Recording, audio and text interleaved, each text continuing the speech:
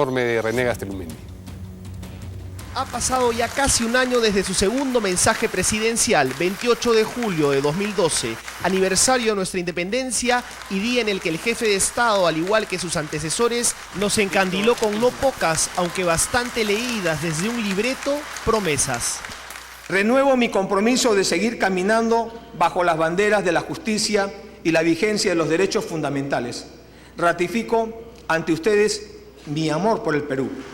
Ollanta Humala bordeaba entonces el 50% de aprobación, antes de subir hasta el 60% y luego caer a poco más del 30% en los meses venideros.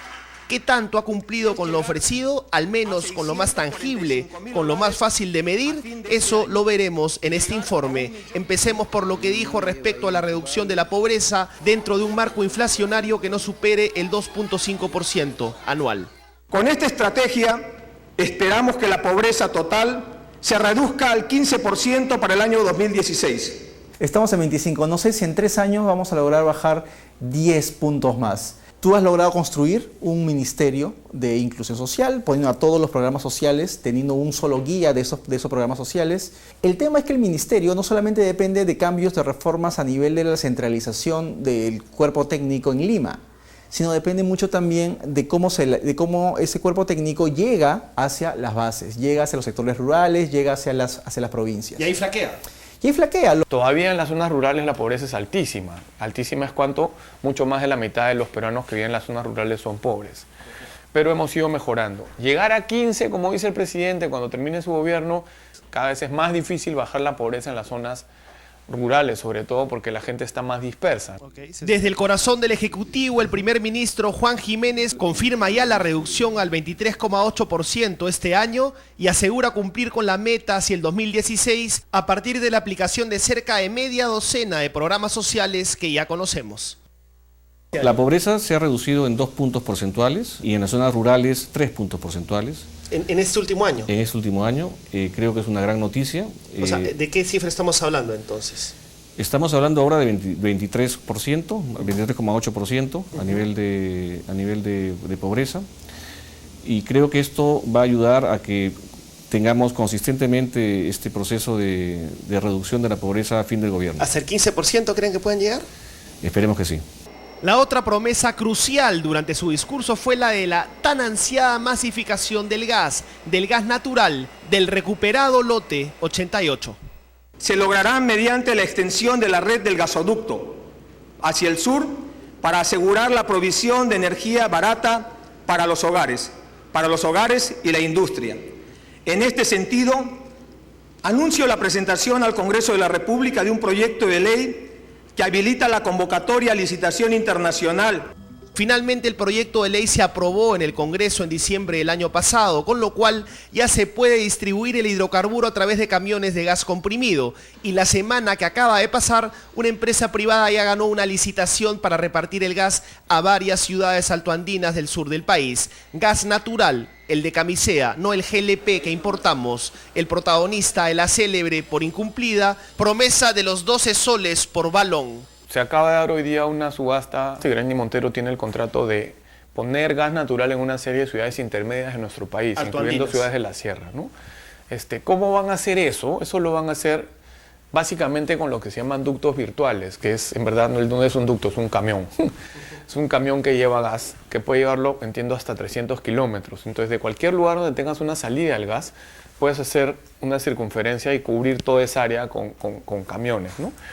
Los camiones dejan en una estación de servicio la parte trasera, digamos, el remolque donde está el gas, ¿no? Y se van. Y la estación de servicio despacha el remolque, después regresa, agarra más, recoge más gas y hace el cambio y así. Esa oferta concreta se empieza a concretar hoy día. Estamos trabajando en este nuevo modelo, en ciudades además en zonas de pobreza del país, Abancay, Andahuaylas, Huamanga, Huanta, Huancavelica, Huancayo, Jauja, Cusco, etcétera, que permita que podamos tener este enfoque de inclusión social en el lado energético. Y finalmente, en el tema del gas, es el gasoducto del sur, que va a permitir llevar el desarrollo al sur del país con la instalación de un polo petroquímico. ¿Para cuándo estaría esto? Esto debe estarse lanzando en los primeros meses del 2014. ¿Y cuándo se terminaría de concretar? Esperemos que antes que termine el gobierno. La masificación del gas está estrechamente relacionada a otra promesa, la lucha contra el narcotráfico y el terrorismo. El Estado debe ser capaz de defender a sus ciudadanos frente a estas amenazas internas. Y esto implica un trabajo conjunto con todas las fuerzas vivas de la nación.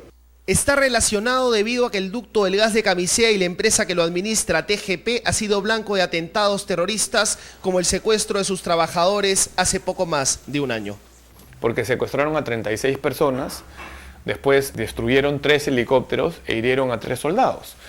Entonces los contratistas dijeron, yo no puedo exponer a la gente, ¿no?, a que se la vuelven a secuestrar.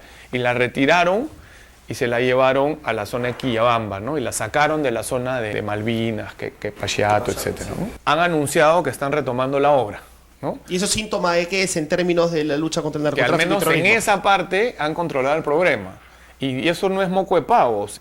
De hecho, todos sabemos que la facción narcoterrorista de los hermanos Quispe Palomino sigue haciendo de las suyas en el Braem, pero según algunas fuentes se han destinado cerca de 2.000 efectivos del ejército para proteger el abastecimiento del gas y por ende de electricidad de gran parte del país. ¿Cuándo se acabará con los remanentes senderistas? Es otro cantar. Este es el primer año en donde el Estado invierte presupuesto público en erradicación. Nunca antes se ha hecho. Esto forma parte de la decisión del presidente Humala de que efectivamente podamos afrontar este problema. Pero acabar con los Quispe Palomino suena utópico todavía, ¿no? Se han dado golpes importantes en la zona del Braem. Hemos estado a punto, tenemos una serie de informaciones. Creo que es un tema de paciencia. Hablemos ahora de seguridad ciudadana. Esto dijo Ollanta Humala en su mensaje el 2012 sobre este tema fundamental que, tal como vemos en las noticias, nos afecta a todos los días y que ha influido directamente en la baja de su aprobación.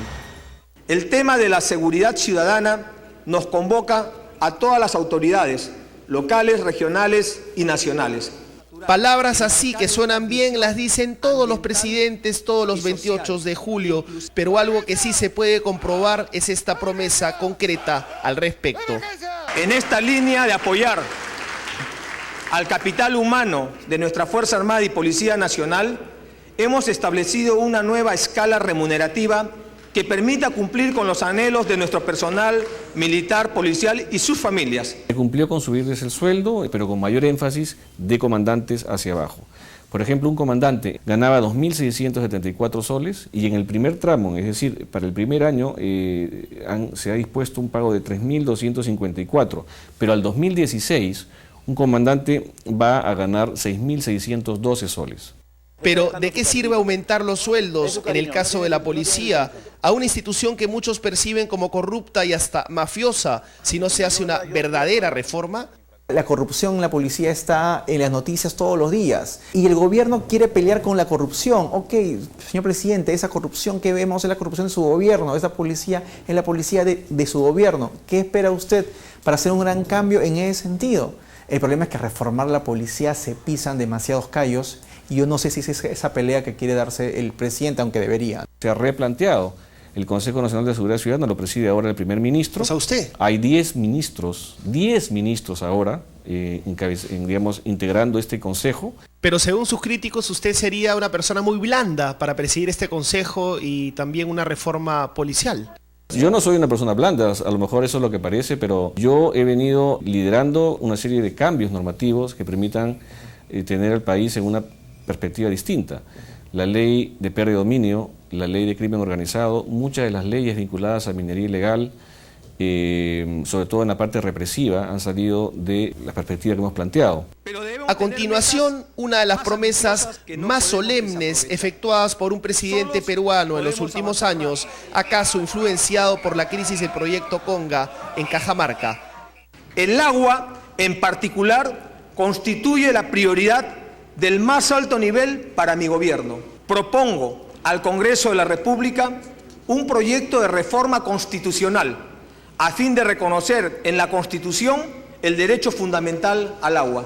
Suena muy solemne, fue su gesto populista en la declaración del año 2012, pero quedó ahí. Lo hizo más, sobre todo para ganarse algunos aplausos, supongo yo, de los medioambientalistas, de los verdes, de los radicales, que ahora ocupan un lugar importante en la opinión pública, pero en términos concretos, No ha pasado absolutamente nada. Nadie es propietario del agua sino el Estado. Es un recurso público, es un recurso del Estado que no puede generar propiedad particular de ninguna zona del país. ¿Cuándo se va a hacer la reforma constitucional? Está en el Consejo de Ministros, esto tiene que pasar al Congreso y el Congreso tendrá que votarlo con votación calificada conforme al procedimiento de reforma constitucional. ¿Y para cuándo creen ustedes? Yo calculo que esto lo estamos presentando en las próximas semanas al Congreso. Muchos le reclaman al presidente Humala una gran obra para la recordación de la gente respecto de su gestión, y esta promesa de concretarse podría jugar ese papel. Otro proyecto de enorme impacto regional y nacional es el Aeropuerto Internacional del Cusco. Anuncio al país que estamos iniciando, ahora sí, de manera efectiva, el proceso de inversión para hacer realidad esta infraestructura aeroportuaria en el principal destino turístico del país. El aeropuerto será construido en la localidad de Chincheros, pero ¿en qué anda esta importante promesa tomando en cuenta el desarrollo del sur y los más de 2 millones de turistas que visitan el Cusco año tras año? Estamos trabajando en eso, ya se han dado los pasos para esto, para este proyecto. Ya está identificada la zona y estamos lanzando esta iniciativa a fines de este año. A fines de este año, ¿qué va a pasar con respecto a eso? La licitación. Otra de las promesas concretas fue la promulgación de la ley del retorno, destinada a facilitar con beneficios tributarios el regreso a los casi 2,5 millones de compatriotas que viven en el exterior. Ha llegado el momento para que el Perú acoja a sus hijos y les brinde la ayuda que necesiten para retornar al país. Para ello, presentaremos prontamente un proyecto de ley del retorno que brinde las facilidades que requieren para rescatar a nuestros hermanos y hermanas en el exterior. El planteamiento de la ley es que puedan ellos venir al país considerando ciertos beneficios tributarios y beneficios que permitan que ellos puedan canalizar sus recursos y que permitan hacer una industria, una empresa en el Perú. También, inclusive, la posibilidad de que puedan adscribirse a los programas sociales. Estamos en este momento en pleno proceso de reglamento. A nivel de los viceministros estamos discutiendo esta iniciativa y también la vamos a tener prontamente aprobada. Más o menos.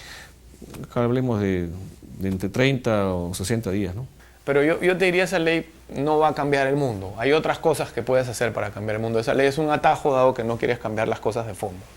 Ya casi para terminar, Ollanta Humala, dentro de las reformas de Estado, ofreció la ley del servicio civil que promulgó con los resultados que ya todos conocemos. Pero Humala también prometió una ambiciosa cobertura de la salud pública en la que destaca el Plan Esperanza de lucha contra el cáncer. Ningún peruano deberá quedarse sin tratamiento contra el cáncer por problemas económicos. Este es el ansiado seguro oncológico gratuito. Cuarto Poder demostró contundentemente la semana pasada lo lejos que estamos de que este plan sea una realidad. Y si a esto le sumamos las actuales huelgas aún no resueltas de los trabajadores del sector, al Premier solo le queda explicar que han pedido facultades especiales al Congreso. Hemos pedido facultades al Congreso de la República. Esto tiene que ver con el Plan Esperanza.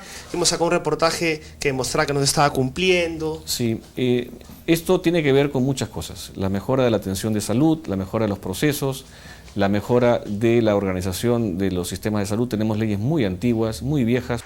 Lo cierto es que este ofrecimiento está lejos de concretarse. Muchas fueron las promesas y poco el tiempo para analizarlas, pero en términos de cumplimiento se puede decir que el actual presidente pasa el examen raspando. Medianamente en algunos sectores, pero con un gran déficit en los más estratégicos, creo yo. Pero aprueba. Yo creo que nota probatoria. Regular, le pongo un 11, digamos, y que hay que poner una nota, un 11, es porque todavía hay un gran déficit, tiene mucho que cumplir todavía. Es a veces difícil pensar que se pueden cumplir todas las acciones que se ofrecen. En este caso, un gran porcentaje de los compromisos presidenciales del 2012 se han cumplido. ¿Cuál sería el porcentaje, más o menos? Mire, vamos a hablar de la hoja de ruta, por ejemplo. En la hoja de ruta nosotros tenemos un seguimiento aquí técnico a nivel de la Presidencia del Consejo de Ministros. El 74% de la hoja de ruta, por ejemplo, está cumpliéndose. Es lo que dice el primer ministro. En una semana volveremos a escuchar a nuestro presidente en medio de una crisis política aún no resuelta y con la aprobación más baja, poco más del 30% en lo que va de su gestión. Humala necesitará mucho más que emotivos cantos de sirena para controlar la situación y mantener el optimismo. Esperamos que esta vez lea menos.